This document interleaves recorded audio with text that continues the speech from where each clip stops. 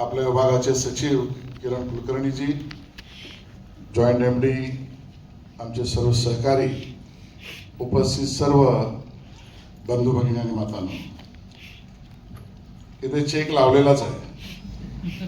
त्यामुळे आज 24,10,00,000 रुपयाच्या अनुदानाचं वाटपाचा हा कार्यक्रम आहे आणि मला अतिशय आनंद आहे की या पद्धतीचा कार्यक्रम आपण वेळेत, खरं तर दोनदा आधी अगोदर आम्ही ठरवला होता, पण काही ना काही कारणानिमित्त तो पुढे ढकलला गेला आणि आज त्या ठिकाणी कार्यक्रम होतो आहे. मित्रांनो, आपला महाराष्ट्र हा वैभव संपन्न, प्रतिभावंत असा महाराष्ट्र आहे आणि म्हणून आपल्या महाराष्ट्रामध्ये कला, साहित्य, कुठलाही क्रिएटिव्ह फॉर्म याबद्दल जागरूक नागरिक, सजग निर्माते आणि उत्कृष्ट कलावंत या सगळ्यांची मोठी पेरणी आहे. सांस्कृतिक कार्य विभागाच्या वतीने आणि विशेषतः चित्रपट, रंगभूमी, सांस्कृतिक विकास महामंडळाच्या वतीने आपली योजना आहे की दर्जेदार मराठी सिनेमा या चित्रपटांच्या बरोबर सरकारने सुद्धा उभं राहिलं पाहिजे. मला याची पूर्ण कल्पना आहे की आपल्या मराठी सिनेमांच्या समस्यांची यादी मोठी आहे आणि यामधल्या प्रत्येक टप्प्यावर सरकार आपलं काम, कर्तव्य आणि कर्तृत्व करण्याची भूमिकाच किमान हे सरकार मनापासून करतं एवढं मी तुम्हाला सांगेन. प्रयत्न हा राहिलाय की आपण ज्या पद्धतीच्या मदत शब्दही बरोबर नाही, आपला सहयोगच नाही म्हणे, हा सहयोग या मराठी चित्रपट आणि त्याच्याशी संबंधित सर्व आपल्या मंडळींबरोबर सरकारने राहिलं पाहिजे, हीच भूमिका घेऊन आपण राहतो. आणि म्हणून मराठी चित्रपट क्षेत्रातील विशेषतः निर्मात्यांना प्रोत्साहन मिळावं या एका शुद्ध हेतूने या योजनेला आपण कार्यान्वित करतो आहोत.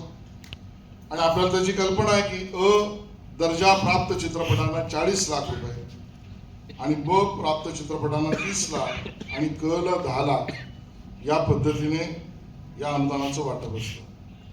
पण हे अनुदान सुद्धा मुद्दा म्हणून आम्ही ठरवलं की याचा अनुदानाच्या संदर्भामध्ये क असेल किंवा अन्य काही असेल, यामध्ये सरकारी हस्तक्षेप नको, याची एक निर्मळ, पारदर्शक किंवा एक इंडिपेंडेंट स्वतंत्र प्रणाली असली पाहिजे. आणि 28 सदस्यांची समिती आहे. हा भाग वेगळा की आजकाल मला 28 सदस्यांच्या समितीवर सुद्धा काहींचं म्हणणं आहे. आता हे म्हणणं लोकशाहीची प्रगल्भता मी मानतो. याचं कारण प्रत्येकाचं आपलं मत असतंच आणि शेवटी आजकाल कुलकर्णी साहेब, मी विनोबा भावेंचं एक पुस्तक वाचतो, त्यामध्ये सत्याची व्याख्या काय, त्या आपल्या संकल्परूपी आत्म्याला जे समजतं आणि ज्याचा परिचय आपल्याला समाधान देतं ते सत्य. आणि म्हणून त्या अर्थाने सत्य जेवढं करता येईल तेवढं आपण करतोच आहोत. आणि 28 सदस्य सत्यच करतायत हा परिमाण म्हणायला काही अडचण नाही. आणि या भूमिकेतून आपण या 28 सदस्यांचं सुद्धा मी मनापासून अभिनंदन, धन्यवाद आणि कौतुक सुद्धा करतो की त्यांनी या सगळ्यामध्ये आपले आपण केवळ एवढंच थांबलो नाही, आपल्या भगिनींसाठी, महिलांसाठी, महिला दिग्दर्शकांसाठी सुद्धा 5 लाख अर्थसहाय्य आणि राष्ट्रीय व आंतरराष्ट्रीय पुरस्कार प्राप्त चित्रपटांना दुप्पट अर्थसहाय्य ही सुद्धा योजना आपण त्यामध्ये कार्यान्वित केलेली आहे. आपल्याला या ठिकाणी मला सांगायचं आहे की 2018 ते 22 आपण सगळ्यांना याची कल्पना आहे की कोरोनाच्या काळात, कोविडच्या काळात सर्वच व्यवस्था ठप्प झाल्या आणि बऱ्याच लोकांनी मदतीचे हात, सेवेचे हात पुढे केले. पण नेमकं त्या काळामध्ये चित्रपट निर्माते जे काही असतील यांची अवस्था सुद्धा गंभीर होती. बराच काळ गेला की त्या काळात ज्यांनी चित्रपट या विषयात ज्या ज्या काही टप्प्यांवर, पायऱ्यांवर काम केलं असेल त्या सगळ्या मंडळींना म्हणजे यादी आली ती 98 चित्रपटांच्या संदर्भात वेगवेगळ्या टप्प्यात काम केलेले आपले मित्र, यांना सुद्धा मदत दिली पाहिजे का. मला या ठिकाणी मुद्दामून उल्लेख करायचा आहे की आपण त्या कर्तव्यास मागे पडलो नाही. बरीच मंडळी इकडे आहेत, त्यांचंही ते श्रेय आहे की त्यांनी पाठपुरावा केला आणि मग 98 सिनेमांच्या 2018 ते 22 मधल्या सेन्सॉर प्राप्त सिनेमांना आपण काहीतरी मदतीचा हात दिला पाहिजे म्हणून त्या प्रत्येक सिनेमाला 5 लाख रुपये याप्रमाणे 4,90,00,000 सुद्धा वाटप आपण या निमित्ताने करतो आणि आपली जबाबदारी निमित्त मला ऑक्टोबर 2025 ते डिसेंबर 2025 या कालावधीत परीक्षण केलेले अ-ब-क असे 65 चित्रपट यांना आज आपण अनुदान देतो. बरोबरीने राष्ट्रीय पुरस्कार प्राप्त श्यामची आई या आपल्या चित्रपटाला सुद्धा आपण त्या ठिकाणी अर्थसहाय्य करतो आहोत आणि असं सगळं मिळून 19,05,00,000 इतक्या पद्धतीने त्याचंही वाटप आजच्या कार्यक्रमात आपण करतो आहोत. आपल्या भगिनींनी महिलांनी विविध क्षेत्रात ठसा उमटवला आहे आणि आपल्या चित्रपट क्षेत्रात देखील काही उदाहरणं ठळकपणे दिसतात. तशी उदाहरणं खूप आहेत पण मी काहीच नामोल्लेख करतोय. स्नेहल तरडेजी असतील, बरोबरीने अपर्णा होशिंगजी असतील, शीतल शेट्टीजी असतील, अमृता रावजी असतील, अन्य काही असतील. या सगळ्या मंडळींनी सुद्धा अतिशय ठळक काम केलंय. त्यांनाही प्रोत्साहन देण्याची भूमिका घेऊन आपण त्या बाबतीतही आपली सेवा आणि मदतीचा हात पुढे करतो.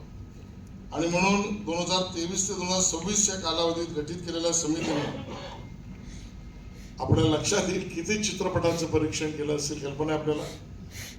केवळ मी जे सांगतोय 2023 ते 2026 या काळात 496 चित्रपटांचं परीक्षण केलेलं आहे आणि त्यातला या सगळ्याचा सार आपल्या समोर आणलाय. मित्रांनो, मराठी सिनेमागृह, मराठी सिनेमांसाठीच्या असलेल्या शूटिंगच्या व्यवस्था, त्यांना मिळणाऱ्या परवानग्या, त्या परवानग्यांमधली सुलभता, त्याबरोबर लागणाऱ्या टॅलेंट, गुणवत्तेच्या बद्दलचा प्लॅटफॉर्म, त्या गुणवत्ता प्लॅटफॉर्म बरोबर त्यांच्या प्रशिक्षणाची व्यवस्था आणि मराठी सिनेमा बघणाऱ्या प्रेक्षकांना सुद्धा सिनेमा कसा पाहावा इथपर्यंत विविध कार्यक्रम आमच्या फिल्म सिटीच्या माध्यमातून आपण करतो आहोत. आपल्या सगळ्यांचा आशीर्वाद हेच आम्हाला बळ देणार आहे.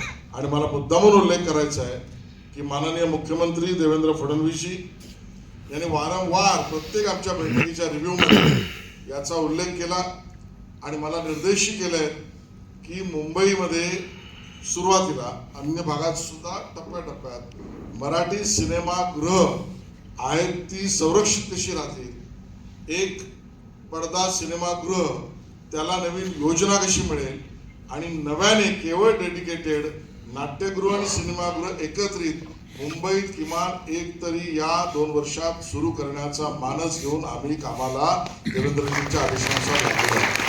आणि एकनाथजी शिंदे असतील, सुनेत्राताई पवार असतील, या सगळ्यांच्या सहयोगाशिवाय हे सगळं करणं अशक्य आहे. आणि सगळ्यात महत्त्वाचं म्हणजे तुम्ही सर्व मंडळी की ज्यांनी हा आपल्या कला विश्वाचा बगीचा अतिशय भरून दिला आहे, त्या सगळ्यांना मी मनापासून धन्यवाद आणि शुभेच्छा देतो.